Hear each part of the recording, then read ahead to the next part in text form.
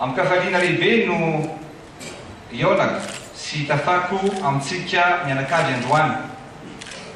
Isika mianakavy iaho satria voreto androany ny avy amin'ny lafy valiny nosy. Ao ianareo manam-pahefana isatsikaziny, lehibe nantoky sy fikambanana politika maro dia maro.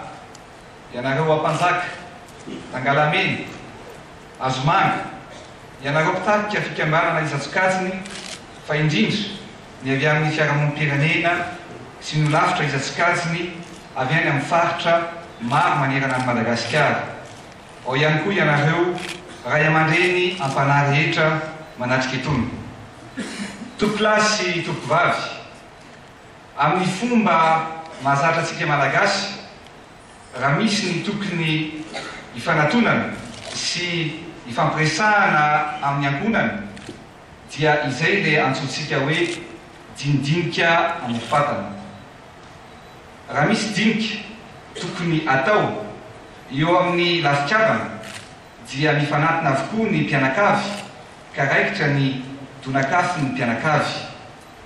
Ary raha misy ny fiarahamonina tokony alamina, dia mivory eo ambanin'ny kibe ny ray tanàna mba hitafy sy hitadiavana ny vahaolana matritra sy maharitra. Koa raha voreto isika mianakavy androany, dia tsy hiala amin'ny fomban-drazana feno fahendrena izany. Anatanteraka ny teny ifampiarana isika, hitadiavana ny lalana atongavana any amin'ny Repoblika Fahefatra. Tsy zarazarany ny faritra, tsy zarazarany ny foko, tsy zarazarany ny finoana, tsy zarazarany ny antoko na ny anklafy na ny firenena politika isika ka tonga marobe toy izao. Fa kosa tonga maro isika ho solotena heverina fa mendrika hitondra avo ny fitiava-tanindrazana sy ny soiombonana ho an'ny firenena. Tsy anklafin'olona no ny tolona sy ny tady fanovana fa ny maro anisy. Ka ny ady la politika tsy ahitana vokatsoa dia tsy maintsy atsahatra fa tsy ilain'ny firenena. Olana ara-politika no misy ankehitriny, vahaolana ara-politika no ilaina apetraka, tokony ho tsara fototra, ary zay ilaintsika teny fampiarana.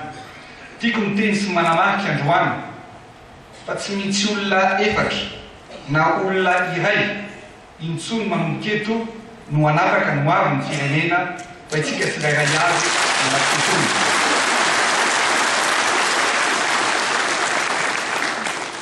Ka manomboka androany dia tsy misy ny antoko matanjaka, tsy misy ny antoko malemy, tsy misy ny antoko lehibe, tsy misy ny antoko madinika, fa samy tia tanindrazana antsika rehetra ary samy tokony handray mavitrika amin'ny anarenana an'ity firenena ity. Ajantsika eto zany androany fa teny iray, teny fampiarana ary teny iran'ny be sy ny maro no tanterahantsika sy ny faritatsika ho an'ny moavy n'ity firenena ity. Tompolasy tompovavy, isolovava ny vahoaka ianareo, ho sofiny iainy, ho masony ahita, ary ho sainy andinika.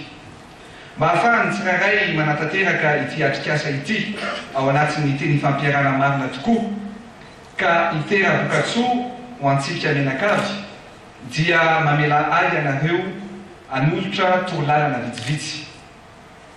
Amin'ny zavatra rehetra dia ilainy ny fifanakaloza-kevitra. Ny teny fampiarana noho izany dia miainga amin'ny fifanakaloza-kevitra. Mba ampiazana ny teny fampiarana dia tsy maintsy ajaina ny hevitra ny tsirairay ary tanterahana amin'ny fomba mirindra izany. Mba hisorohana ny tsy fifanarahana dia tsy maintsy diniana sy alalinina amin'ny lafiny rehetra ny zava-misy. Tsy maintsy miopana amin'ny fanapahan-kevitry ny maro anisa ny tanjony tratrary ny teny ifampiarana. Rehefa ao anatin'ny fifanajana ny ady hevitra dia mora kokoa ny manaiky ny adosony sy ny manitsy ny lesika. raha toa ka miorina tsara eo anivon'ny mpandray anjara ny teny fampiarana, ny fifanakalozana ary ny firaisakiny dia tsisy ny disadisa ka anjaka ny filaminatsaina. Ny krizy miainantsika tato anatin'ny volana maro izay dia tsy tokony andiso ny fijerintsika ka ny resaka politika ihany no tena ibahan-toerana ato anatin'ny dinika izay atao. Azadiny fa ny tena tanjona lehibe indrindra dia ny hatsara ny fiainan'ny vahoaka amin'ny ankapobeny. Ry mpizaika rehetra, isika mpiray-tanindrazana, tompo-kilasy sy tompo-vavy, afaka 420 andro dia ankalaza ny 50 taona ny nahazoana ny fahaleovan-tena isika.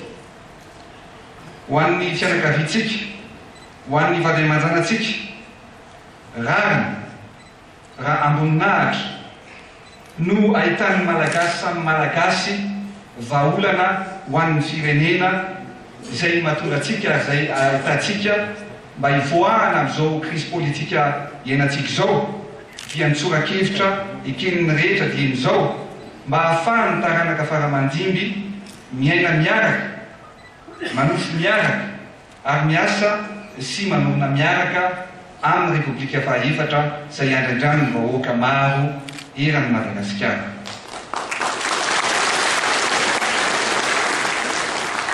Afaka andro vitsy ihany koa dia ho tapitra ny fimpitoana nomenantsika hoe ilatsahany sazy iraisam-pirenena.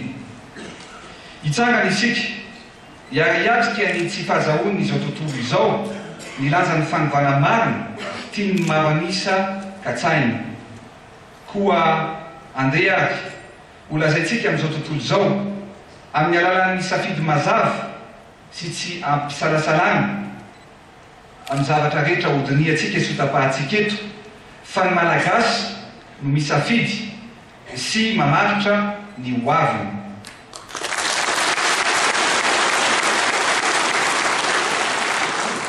Ary indrindra mirahina ny vahoaka malagasy ary rehefa vita ny fionatsika eto dia vao maika hiamafy ny firaisakiny sy ny tanjaka ananan'ny olo-pirenena malagasy rehetra.